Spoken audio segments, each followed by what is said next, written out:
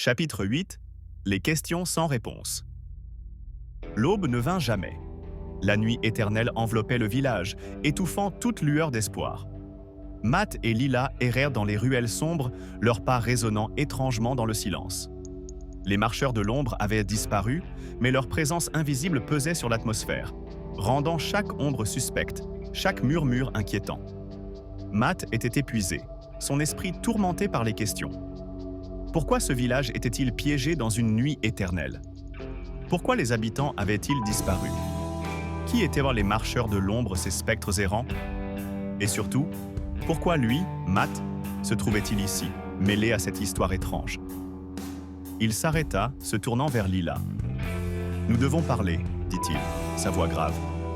Je dois savoir la vérité. » Lila le regarda, ses yeux noirs emplis de tristesse. « Je vous ai dit la vérité, dit-elle. Tout ce que je sais. Mais il y a des choses que tu ne m'as pas dites, insista Matt. Pourquoi es-tu seul ici? Pourquoi y a-t-il des cadavres qui marchent dehors? Et pourquoi moi, Lila? Pourquoi suis-je ici? Lila baissa les yeux, son visage caché par l'ombre de ses longs cheveux noirs.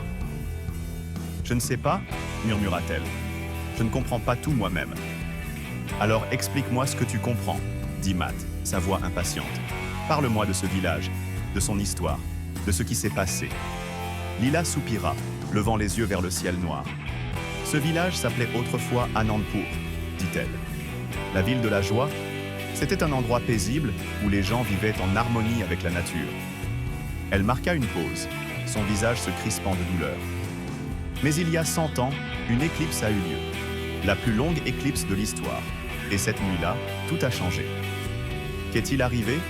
Demanda Matt, retenant son souffle. Je ne sais pas exactement, dit Lila.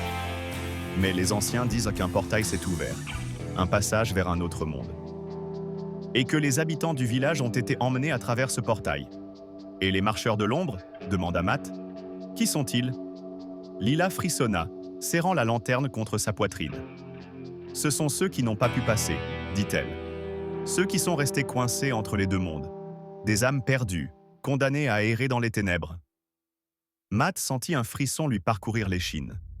C'était une histoire terrifiante, mais il y avait quelque chose de familier dans les mots de Lila.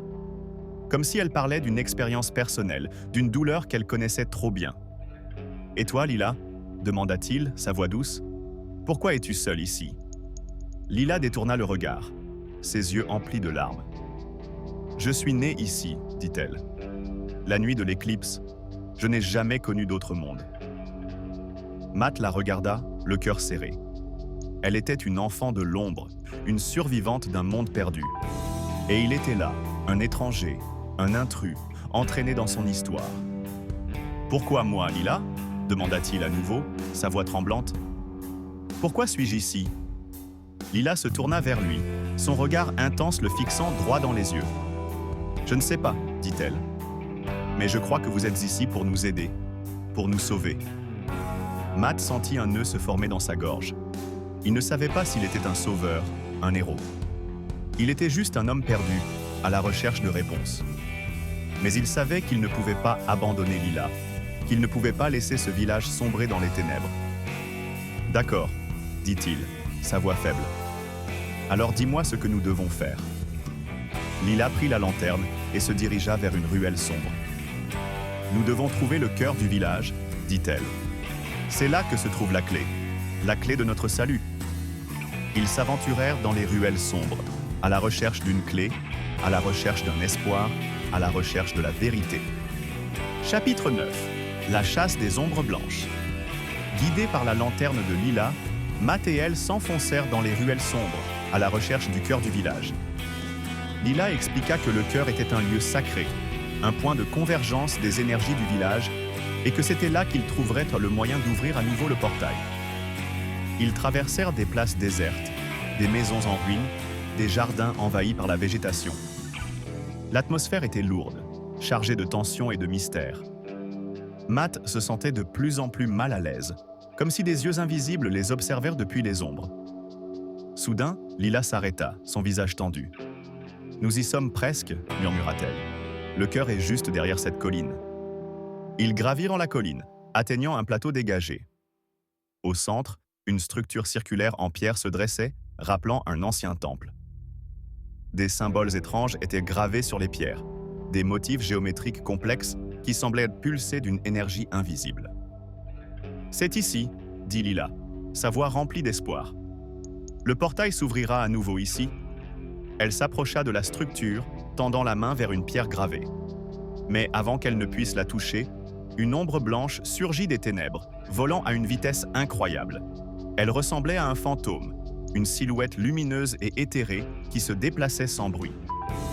L'ombre blanche attaqua Lila, la repoussant avec une force invisible. Lila tomba au sol, sa lanterne s'éteignant dans le choc. Matt se précipita vers elle, mais il fut lui aussi repoussé par une force invisible. D'autres ombres blanches apparurent, encerclant Matt et Lila. Elles volaient autour d'eux, leurs silhouettes lumineuses se déplaçant avec une rapidité déconcertante. Matt sentait un froid glacial l'envahir, comme si les ombres blanches absorbaient sa chaleur vitale. « Ce sont les gardiens, » dit Lila, sa voix tremblante. « Ils protègent le cœur du village. » Les ombres blanches se rapprochèrent, leurs silhouettes lumineuses se transformant en formes menaçantes. Matt sentit la peur l'envahir, une peur primale, viscérale. « Nous devons partir, » dit-il, sa voix tremblante. « Nous ne pouvons pas les combattre. » Ils se retournèrent et coururent, les ombres blanches les poursuivant. Elles volaient derrière eux, leurs silhouettes lumineuses déchirant l'obscurité. Ils coururent à travers les ruelles sombres, leurs poumons brûlants, leur cœur battant la chamade. Ils sentaient les ombres blanches derrière eux, leur présence glaciale les rattrapant. Ils atteignirent la maison en ruine, leur refuge. Lila ouvrit la porte et ils se précipitèrent à l'intérieur, refermant la porte derrière eux. Ils s'effondrèrent sur le sol, haletants, leur corps tremblant. Les ombres blanches disparurent, se fondant dans les ténèbres. Mais leur présence invisible planait toujours dans l'air, une menace silencieuse. « Nous ne pouvons pas atteindre le cœur, » dit Lila, sa voix brisée. « Ils sont trop puissants. » Matt la regarda, son esprit en proie au désespoir. Ils étaient piégés, pris au piège entre deux mondes, poursuivis par des créatures invisibles. Comment allaient-ils trouver un moyen de sauver les habitants du village? Comment allaient-ils se sauver eux-mêmes? Chapitre 10. Les cendres du passé. L'épuisement avait de nouveau terrassé Matt. Il s'était endormi sur le sol froid de la maison en ruine, les images des ombres blanches gravées dans sa mémoire. Son sommeil fut agité, peuplé de cauchemars plus étranges et plus intenses que les précédents. Il se vit dans une pièce sombre, éclairée par la lueur vacillante d'une bougie. Des murs couverts de livres l'entouraient, des étagères remplies de volumes poussiéreux.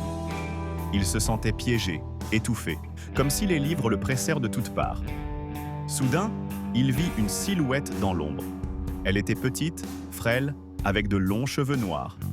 Elle tenait une poupée de chiffon, brûlée et noircie. Il reconnut Lila. « Tu es là ?» dit-elle, sa voix à peine audible. « Tu es venu me rejoindre. » Il essaya de parler, mais aucun son ne sortit de sa bouche. Il essaya de bouger, mais son corps était paralysé.